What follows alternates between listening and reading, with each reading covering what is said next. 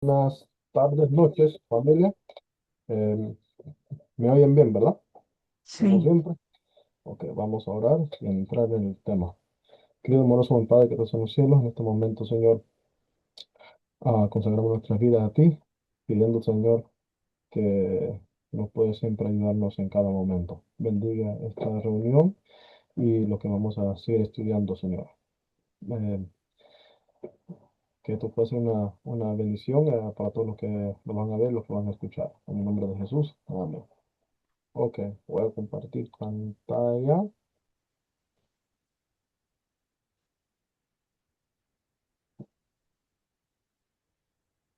Ok, ¿lo pueden verlo bien?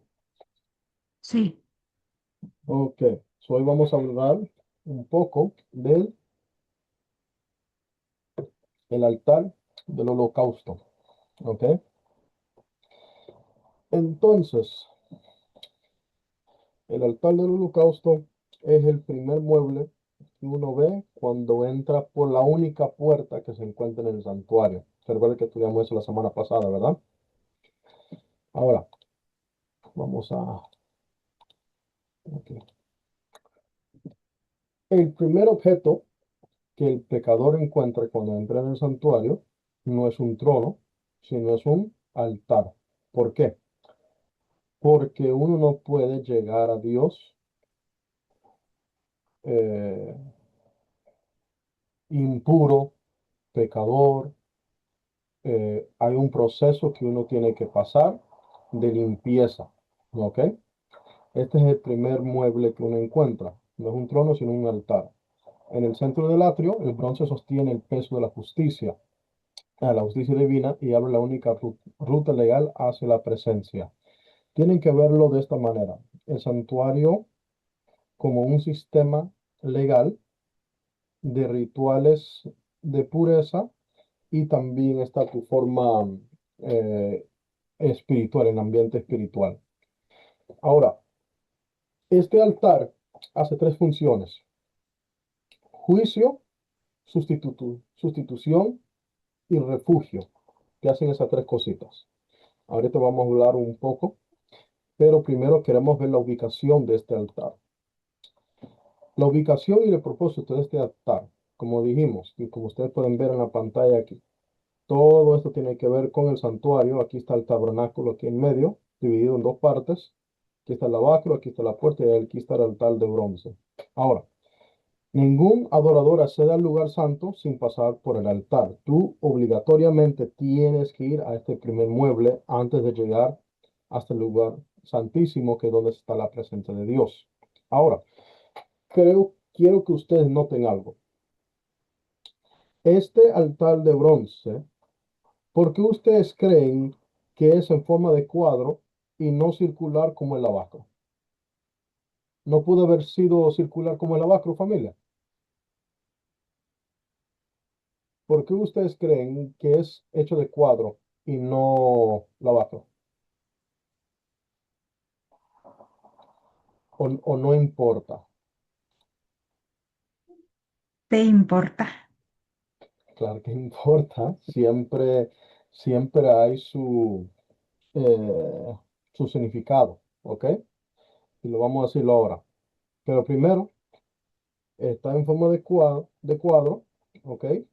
Y tiene cuernos, cuatro cuernos, son cuatro lados, cuatro cuernos, ¿ok? El sacrificio se ofrece a la vista de toda la congregación porque no era muy alta, ¿ok? Y aquí lo vamos a ver. Largo 5 codos, ancho 5 codos, alto 3 codos. Estamos hablando aquí de 1 Ay, se me fue. Era, literalmente medía como 4 pies y pico, ¿ok? De alto, ¿ok? Un cuadro perfecto, pero ¿por qué las cuatro esquinas? ¿Por qué un cuadro y no circular? Y no circular. Porque cada lado está enfocado a un punto cardenal, ¿verdad? Este, norte, sur y oeste. ¿Qué te está diciendo inmediatamente ahí?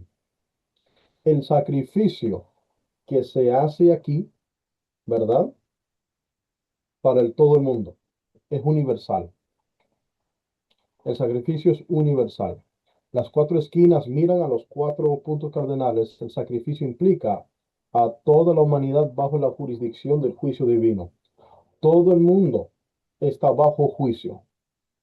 Ahora, dependiendo del punto de vista o del lado en que tú estés, ese juicio sería al favor de los santos, como dice en Daniel capítulo 7, ¿verdad? Los que están fuera del santuario, recuerda que estuvimos hablando ayer, digo ayer, el miércoles pasado, los que están fuera de la puerta, que no entran, ¿verdad? No tienen ellos esperanza de salvación porque no tomaron ellos el primer paso, ¿verdad? Pero los que entran, entonces inmediatamente entran bajo el juicio divino, pero de una perspectiva buena, ¿ok? Y luego tú puedes decir, pero ¿cómo un juicio va a ser bueno? Bueno, ahorita lo vamos a ver. Pero lo que quiero mostrarles rápidamente aquí es, todo el mundo está bajo el juicio que está representado por este altar de bronce. Ahora, ¿por qué el bronce? ¿Por qué no es el oro? Lo hemos dicho ya varias veces. El bronce es que resiste el fuego. El oro, cuando tú lo pones bajo el fuego, ¿qué pasa con el oro? Se derrite, ¿sí o no? El oro se derrite y lo puedes formar y moldearlo de cualquier forma. Pero el bronce resiste el fuego. Por eso está el altar de bronce, resistencia al fuego que va a consumir. Ahora, como dijimos ahora, resistencia, soporta el juicio sin disolverse. En el juicio, en toda la escritura, el bronce simboliza la sentencia divina y también es un lugar de sustitución, único lugar donde la ira contra el pecador puede ser absorbida por un tercero. ¿Ok? Este altar de bronce tiene sus tres funciones: juicio, sustitución y resistir. Ahora, aquí hay un diagrama del altar que vamos a ver un poco. Como hemos dicho, un cuadro perfecto, los cuernos en cada esquina, ¿ok? Ahora, esta parte que ustedes ven aquí, la rejilla central. ¿Cuántos de ustedes antes sabían que el altar de holocausto tenía una rejilla? Y la pregunta es, ¿qué importancia tiene la rejilla? Si yo fuera a preguntarles a ustedes, ¿cuánto a ustedes les gustan comer carne? ¿A ustedes les Todos. gustan comer carne como yo? Ya. ¿Y les gustan hacer el famoso barbecue, el asado? Cuando ustedes hacen un asado, hay una rejilla. Sí. ¿Para qué? ¿Para qué funciona la rejilla ahí? Para que no se caiga la carne. Para que no se caiga la carne. Correcto. ¿Qué importancia tiene esto? Primeramente, hace dos cosas. Filtra el fuego y también recoge ¿qué cosa? Las cenizas. Ojo con eso, en recoger las cenizas, porque ¿qué importancia tiene que ver en recoger las cenizas en el altar de holocausto? ¿Qué importancia tiene eso? Y eso lo vamos a verlo ahorita también. Pero los cuernos, poder legal de la expiación. La rejilla filtra el fuego y recoge ceniza. La estructura hueca, que es toda esta parte aquí que usted ve que está hueco ahí, acacia revestida de bronce, ahí donde todo el fuego se está ardiendo. Los anillos y las varas, que ustedes ven aquí, estos son los anillos, y aquí está la vara donde se cargaba, y los utensilios, ¿ok? Que eso va a estar por todos lados. Ahora, la lógica de la sustitución. Culpable, transferencia, sentencia ejecutada, ¿ok? El culpable soy yo, el pecador. Como dice Pablito, ¿quién podrá librarme miserable de mí? ¿Quién podrá librarme de este cuerpo de pecado? ¿Ok? El pecador soy yo, el culpable soy yo. ¿Ok? Mi sentencia es muerte, porque la paga del pecado es ¿qué? La muerte. Junior García debe morir. Van, soy el pecador. Cuando yo voy al frente del altar, yo merezco morir. ¿Por qué? Porque el juicio divino, ¿verdad? El altar del holocausto, el juicio divino, yo no estoy viviendo de acorde perfecta a la ley de Dios. El juicio divino, por el fuego consumidor, me va a consumir. Junior García va a morir. La paga del pecado es muerte. Pero, ¿cómo termina el versículo ese? Aunque la paga del pecado es muerte, más que cosa. La dádiva ¿De quién? de Dios. Más la deba de Cristo Jesús, ¿sí o no? Aquí es donde viene la transferencia. Pablito lo habla. Por eso está el animal y uno coloca las manos sobre la víctima y traslada la culpa al sustituto. ¿Ok? Y ahí hay un sustituto que va a tomar tu lugar y que va a pagar el precio del pecado, que es la muerte. Para que Junior García viva, otro tiene que tomar mi lugar. ¿Por qué? Porque la ley divina necesita limpiar. La ley divina necesita la pureza. ¿Ok? Alguien tiene que pagar por la maldad que se encuentra en Junior García. En este caso, es un animal inocente. Entonces, no es que el pecado de Junior García desaparece porque ya Dios me perdonó y no sé qué cosa, y como desapareció, como dejó de existir. No, no, no, no. Dios me perdona, pero esa consecuencia del pecado mío o por mi naturaleza pecaminosa se tiene que ejecutar la sentencia. Ahora, que tú no lo ves es otra cosa, pero en este caso un animal inocente toma mi lugar. Transferencia. Por lo tanto, ese animal degollado y todo y se le coloca sobre el altar, sobre la rejilla que ustedes vieron, y la sentencia es ejecutada. El fuego consume al inocente. El culpable entonces queda ¿qué? Libre. ¿Ustedes creen, familia, que eso es justo? Que otra persona muere por la culpa de otro, que una persona inocente muere por la culpa de otro. Nosotros decimos, si eso pasaría aquí, en el ámbito nuestro aquí, uno diría, qué injusto es eso. Usted nunca ven cosa injusta cuando eh, uno declara a un inocente culpable y lo lleva a la cárcel por 20 años y después se dan cuenta de que, oye, el hombre realmente inocente y lo sacan. Ay, perdón por todos los años que perdiste en la cárcel, perdónanos, pero ya pasó 20, 25 años en la cárcel. ¿Es justo eso? No, uno más bien se siente mal, ¿verdad? Pero en el caso nuestro, nosotros no vemos eso como algo injusto. Nosotros llamamos eso misericordia. ¿Por qué? Porque lo que tú y yo merecemos, Cristo lo hace por nosotros. Y aquí en el altar del holocausto es donde el juicio y la misericordia se besan. ¿Por qué? Porque el altar de bronce, donde está ardiendo el fuego, el juicio divino, ¿verdad? Que está declarando que hay que limpiar, porque el pecado me va a ensuciar el santuario, hay que limpiar. El juicio demanda limpieza total.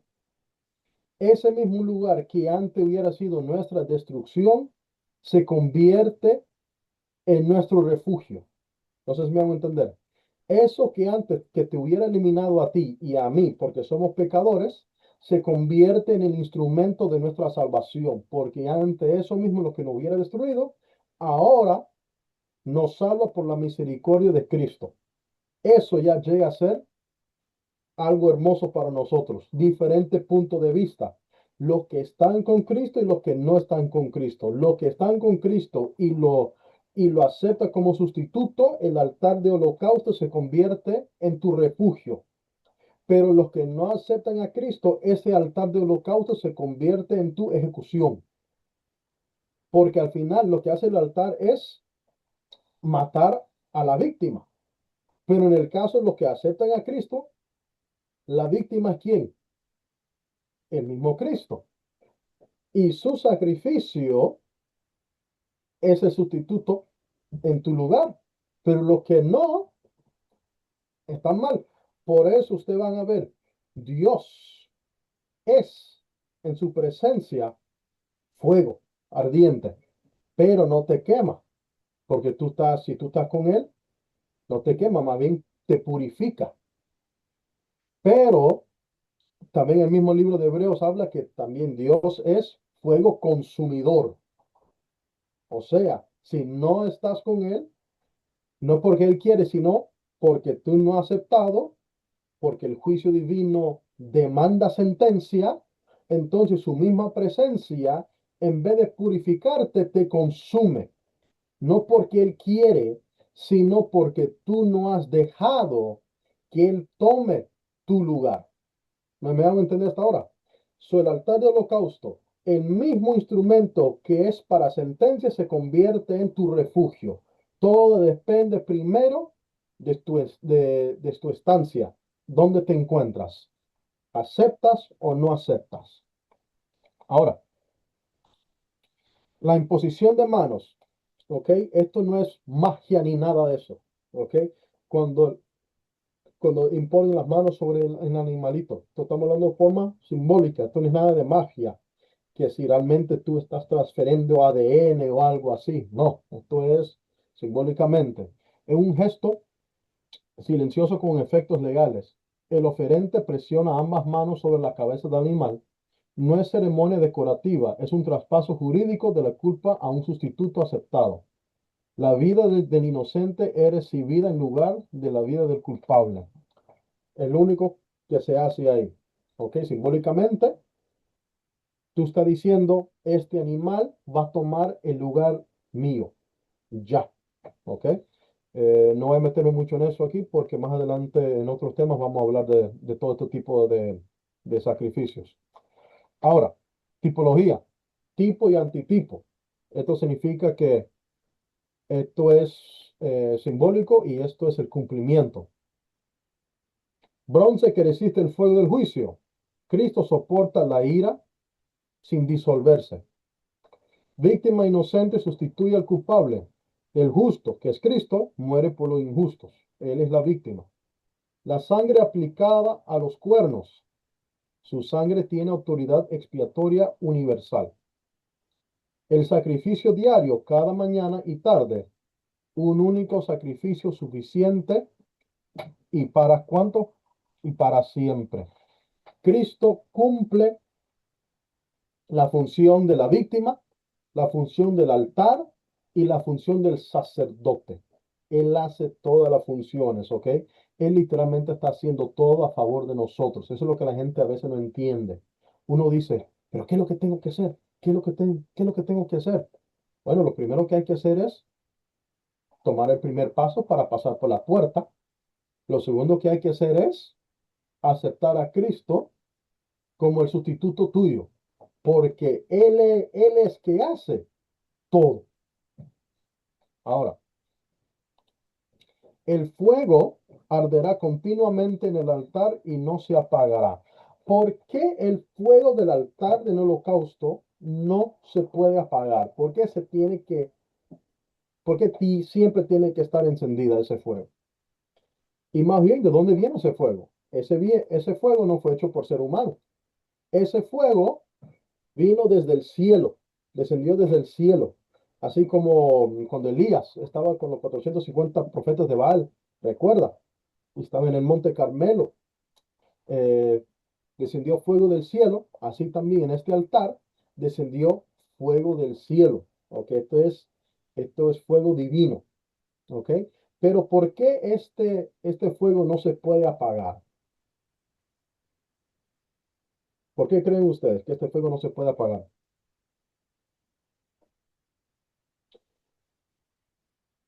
Primeramente, el,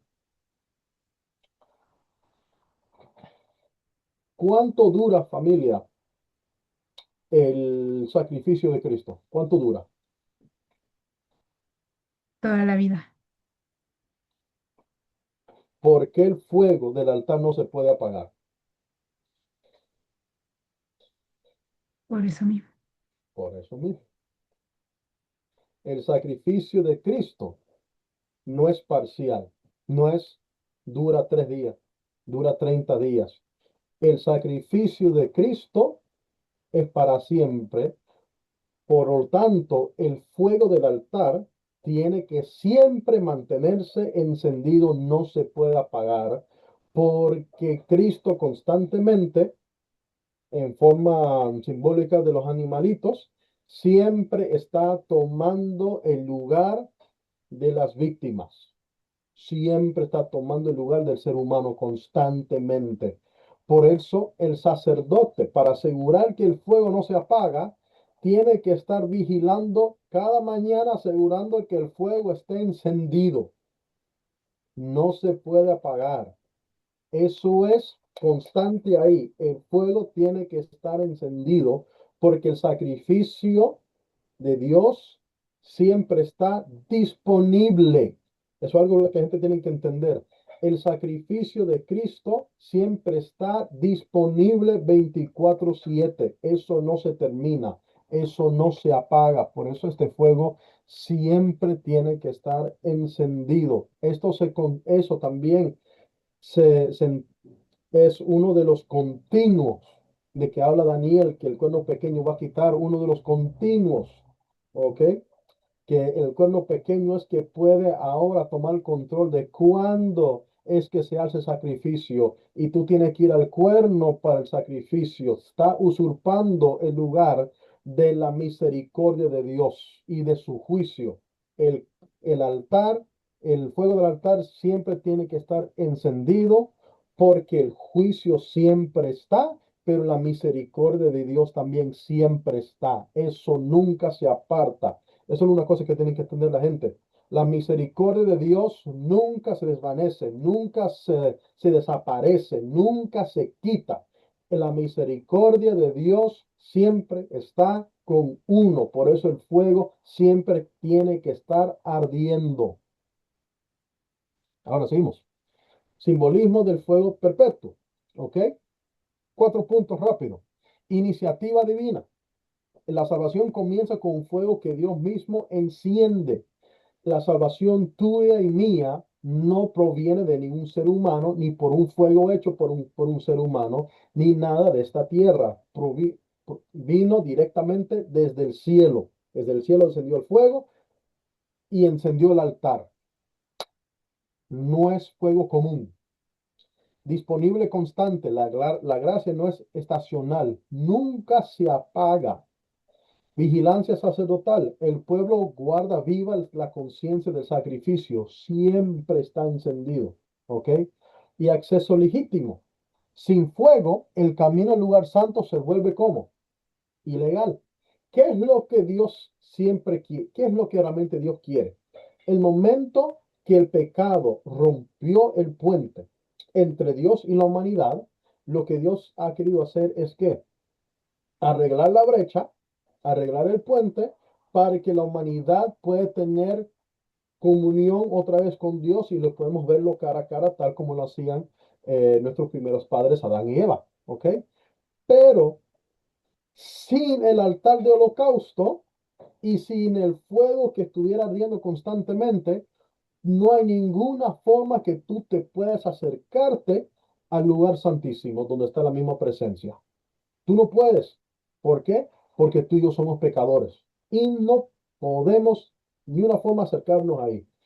Es una forma importante para Dios tener esa comunión y esa relación con su pueblo. Ese fuego necesita siempre estar ardiendo. Ahora, No es de forma decorativa, pero ahí estaban los cuatro cuernos en cada esquina del altar, ¿ok? Esto es poder legal de la expiación, ¿ok? En la escritura, el cuerno es símbolo de poder, autoridad y fuerza, pero también es símbolo de misericordia. En el altar, en los cuernos se aplicaba sangre, ¿ok? ¿La sangre de qué? La sangre de la víctima, obviamente. La sangre juntada en los cuernos activa la jurisdicción del sacrificio. Cuando hay sangre, ya tú sabes. Detención del juicio. La sentencia queda judicialmente suspendida sobre el culpable. Se apagó, se terminó. No hay que hacer nada más. Y en la autoridad extensiva, el poder expiatorio se proyecta a los cuatro puntos cardenales. O sea, este sacrificio fue aceptado como universalmente. Van. No hay nada que temer. ¿Ok? Pero como te dice, es también misericordia. ¿Por qué? No voy a leer estos dos, pero si ustedes tienen tiempo, lo pueden leerlo ahí. Primera de Reyes 1:50 y Primera de Reyes 2:28. ¿Ok? Estamos hablando de Adonías. ¿Se recuerda quién era Adonías? El hijo de Sí. David. Hijo de David.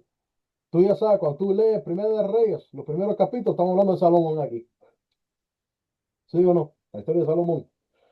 Adonías quería usurpar el trono. ¿Se recuerda? Que ya le habían dicho: Salomón, es tuyo. Adonías quiere usurpar el trono. Se lo querían echar a Adonías, ¿ok? No sé si ustedes entienden esa frase echar, pero bueno, no sé si mala palabra o mala frase para ustedes. Algo ahí que siempre decimos allá en Nicaragua. Se lo querían echar. Y, y entonces, para que no lo mataran, ¿qué hacía Adonías? Se fue a acogerse de los cuernos del altar. Misericordia, no me maten. Misericordia. Lo mismo pasó con Joab. ¿Se recuerda quién era Joab? Un pariente del rey David. Recuerda que mató a Absalón. El general Joab. También, ¿qué quería hacer Joab? ¿Quería echarse a quién? A Salomón. Recuerda que David le dijo a Salomón: oye, no confía en Joab. Y entonces Joab, ¿qué hizo? Se fue corriendo y se aguantó también sobre los altares. Misericordia. El- los cuernos del altar también representan misericordia. La misma justicia que exige muerte también ofrece ¿qué? Protección al que se acoge a la sangre. Obviamente estas dos historias mueren ahí, pero usted me entiende lo que quiero decir. Los cuernos en el altar, misericordia. Ahora, todo esto lo vamos a verlo en otro tema. Vamos a tocar un tema específicamente para cada uno de estos sacrificios, ¿ok? Pero quiero que ustedes vean, está la ofrenda, el sacrificio del holocausto. Aquí está la de paz, la de pecado, la de culpa y el cereal, ¿ok? Vamos a tomar un tema por cada uno de ellos, porque el proceso es totalmente distinto de cómo se aplica la sangre, cuando no, qué es lo que se consume, etcétera, etcétera. Todo es totalmente distinto. So, vamos a tomar tiempo para cada uno de esos en temas distintos. Ahora, el holocausto, frecuencia, mañana y tarde, todos los días. Eso estaba funcionando 24/7. No se podía pagar. Las víctimas, si ustedes se pueden recordar, a lo mejor hacemos otro juego de eso de Jeopardy. ¿Cuáles son las víctimas del altar del holocausto? Toro, carnero, cordero y tórtola. Cada uno de estos representando qué? Tu, es, tu estado qué? Tu estado financiero. ¿Ok? Lo más pobre, tórtola. Lo más rico, toro. ¿Cuál fue la víctima que llevaron a María y José? Tórtolos. Ellos eran ricos. María y José no eran ricos para nada. Eran pobres. Cristo no era rico. Ellos eran pobres. 100% de la víctima tenía que estar consumida por el fuego. Ninguna porción para el oferente, ninguna porción para el sacerdote. Todo tenía que ser consumido. Entrega total. El holocausto declara que la consagración no admite reservas. Todo asciende hacia Dios. Ustedes van a leer, si ustedes se recuerdan, en el libro de Génesis, habla que la grasa, el aroma que sale de la víctima, ¿verdad? Es olor grato a Jehová. ¿Desde cuándo algo así es olor grato? Bueno, a mí que me gusta la carne, cada vez que yo voy a ir para un asado, para mí es olor grato, me encanta, ¿ok? A mí me encanta. Pero ¿tú crees que se refiere así también para Dios? ¿Que a él le gusta oler la carne asada? No. ¿En qué sentido es olor grato para Jehová entonces? Porque yo estoy seguro que no es lo mismo como para Junior García. Porque cuando Junior García huele la carne asada, es un olor grato para yo comer. Pero en el caso de Dios, ¿por qué es olor grato, familia? ¿Qué creen ustedes? ¿Por qué es un olor grato a Jehová? Porque es un pecador pidiendo perdón. ¡Ah! Cada víctima, cada víctima, cada animal inocente no es simplemente otra muerte, sino otro pecador arrepentido. Y recuerdo como dice Jesús, cada vez que hay un pecador arrepentido, hay quien en el cielo dice, fiesta en el cielo. ¿Por qué? Porque es un paso más cerca que Dios va a tener con esta persona. Por eso es olor grato de Jehová. Cada vez que una víctima es consumida en el altar, es otra persona que decidió dejar a Dios tomar su lugar para su redención. Por eso para Dios siempre será un olor grato. Ese humo, ese todo que para uno puede decir, ay, qué cosa más pestosa. Para Dios, Él no ve eso. Él ve un pecador arrepentido, un hijo mío, una hija mía que regresa a casa. Por eso es olor grato a Jehová. Seguimos. Cristo es a la vez el altar, el bronce que soporta la ira de Dios, ya vimos esto, el sacerdote, el mediador que presenta el sacrificio y la víctima, el cordero inmolado desde la fundación del mundo. Él hace los tres papeles. Aplicación contemporánea, vigilancia diaria, el sacerdote, vigilancia diaria, cultivar la conciencia de sacrificio cada mañana y cada tarde. Eso era constante. Refugio judicial, aferrarse a los cuernos cuando la culpa amenaza con condenar. Y entrega total, vivir como ofrenda, que hola, así se llama el sacrificio de holocausto, hola, todo sube hacia Dios. El creyente ve la base legal de su libertad. Eso es lo que ve el creyente. El mundo ve cenizas. ¿Por qué? Recuerda la herejía que estaba ahí. Vamos a terminar con la herejía. Recuerda la herejía que estaba ahí. Se coloca el animal y esa herejía iba a recolectar las cenizas. El mundo ve una víctima y las cenizas, pero el creyente ve la base legal de su libertad. Por eso, cuando David escribe en un salmo, no me recuerdo exactamente cuál era, donde él habla de que mira todo lo bueno que le están pasando a la gente mala, como siempre están saliendo con los suyos, como salen bendecidos y todo, etcétera, etcétera. No sé si se recuerdan ese salmo. Y David después dice, pero no entendí hasta que vi tu altar, hasta que vi tu santuario. ¿Por qué? Donde él ve la ceniza. Esa ceniza, dos cosas. Uno, el fin el fin del pecado, ¿ok? Destrucción total.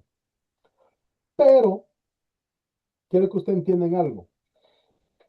En la destrucción total no se está refiriendo a la persona, se refiere destrucción total del pecado.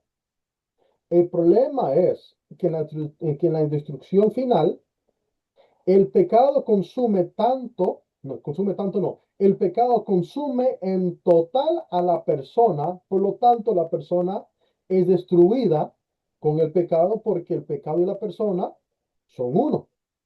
¿Ok? So, no es que Dios quiere que destruya a la persona, quiere destruir el pecado, pero el pecado en una relación, ¿cómo se dice? Symbiotic, ¿ok? Están juntos, la persona es destruida junto con el pecado. Y lo que David ve en el santuario es la destrucción total del pecado, las cenizas, lo que queda. ¿Y qué es lo que pasa? ¿Ustedes creen que Dios se olvida, familia, cuando nosotros nos arrepentimos y pedimos que Él sea nuestro sustituto? ¿Ustedes creen que Dios se olvida de tus pecados? Sí. ¿Cuántos de ustedes creen que Dios se olvida de sus pecados, familia? Y no tengan miedo de ponerlo en el chat también. ¿Cuántos de ustedes creen que Dios se olvida de sus pecados cuando ustedes aceptan a Cristo? Fíjate, sus pecados no son olvidados, ¿ok? No, Dios tiene una tremenda memoria. Sus pecados se remueven, ¿ok? Esa ceniza, ¿ok? Que ya está consumida todo por el juicio divino, la víctima, esas cenizas se recogen y se llevan fuera del santuario, fuera de del lugar donde todos ellos están habitando, y se lleva fuera, y se bota fuera. Pero lo que queda, ¿ok? Es simplemente tu registro de pecado, ¿ok? El registro de tu pecado se mantiene, ¿ok? ¿Cuándo se remueve eso entonces? Ah, bueno, ahí es donde tenemos que hablar de otra cosa cuando nosotros llegamos hasta el lugar santísimo. Hay una fiesta que se llama Día de Expiación, ¿ok? Pero tu pecado no se olvida, se queda registrado, pero las cenizas se lleva y se bota fuera, ¿ok? Pero ese es el primer paso, lo que nos lleva a nosotros a la libertad. Primero es aceptando a Cristo como víctima, ¿ok? El fuego nunca se apaga porque la necesidad de la gracia es constante. La misma justicia que exigía nuestra muerte nos ha provisto vida en el sustituto. Recuerda, lo que te hubiera dado tu destrucción, te da la gracia y misericordia porque Cristo que toma tu lugar. El altar del holocausto hace tres funciones: juicio, sustitución y refugio. El miércoles que viene no vamos a estudiar el lavacro, sino ya que entramos nosotros en el primer mueble del altar del holocausto, el siguiente miércoles entonces vamos a tomar tiempo de hablar de los rituales. So, el siguiente miércoles ya vamos a tomar tiempo de hablar de los rituales de la impureza, ¿ok? Porque todo eso tiene que ver con el altar del holocausto. So, vamos a ver diferentes tipos de las ofrendas y eso, y de la importancia de la sangre, la transferencia de la sangre, la imposición de las manos, el proceso, etcétera, etcétera. ¿Ok? So, la siguiente semana vamos a ver semana 14, lección 14, y son 53. Semana 14, la lógica de la impureza ritual como estado de desajuste con lo sagrado y la distinción entre lo común, lo santo y lo profano. Siempre van a escuchar, no mezcla lo santo con lo profano. Bueno, vamos a ver si realmente entendemos esa frasecita ahí, lo santo con lo profano. Vamos a ver eso la semana que viene. Esto es todo por ahora. Que Dios les bendiga y que sean bendecidos, familia.